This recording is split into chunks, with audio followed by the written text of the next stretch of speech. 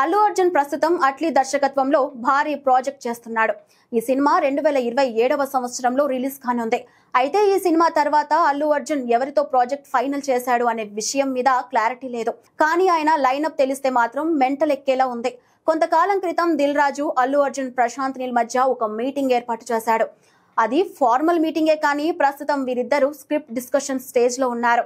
Prashanth Neel, Allu Arjun free అయ్యాక ఈ cinema పట్టాలెక్కే అవకాశం ఉంది.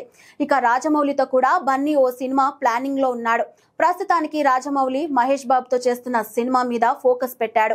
ఆ తర్వాత ప్రాజెక్ట్ అల్లు అర్జున్ తో ఉండే అవకాశాలున్నాయని అల్లు కాంపౌండ్ చెప్తోంది. అలాగే అల్లు అర్జున్ కెరియర్ లో బ్లాక్ బస్టర్ హిట్ గా నిలిచిన సరైనోడు సినిమాకి సీక్వెల్ మీద బోయపాటి శ్రీను పనిచేసే అవకాశం ఉంది. అఖండ 2 తర్వాత ఈ సీక్వెల్ మీద బోయపాటి ఫోకస్ చేయబోతున్నట్టుగా టాక్. ఇక అల్లు అర్జున్ హీరోగా కొరటాల శివ దర్శకత్వంలో గతంలోనే ఒక సినిమా అనౌన్స్ చేశారు. అయితే పలు కారణాలతో ఆ సినిమా హోల్డ్ లో పడింది. పుష్ప 2 తర్వాత కూడా కొరటాల శివ అల్లు అర్జున్ కి ఒక కథ చెప్పారు. దానికి సంబంధించిన స్క్రిప్ట్ వర్క్ చేసుకోరమ్మని అల్లు అర్జున్ చెప్పారు.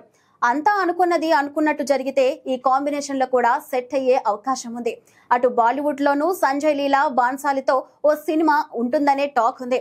అయితే ఇప్పటి వరకు వీటిలో ఏ ప్రాజెక్ట్ కూడా ఫైనల్ అవ్వలేదు. కానీ ఏదో ఒక ప్రాజెక్ట్ తో బన్నీ ప్రేక్షకుల ముందుకు వచ్చే అవకాశాలైతే ఉన్నాయి.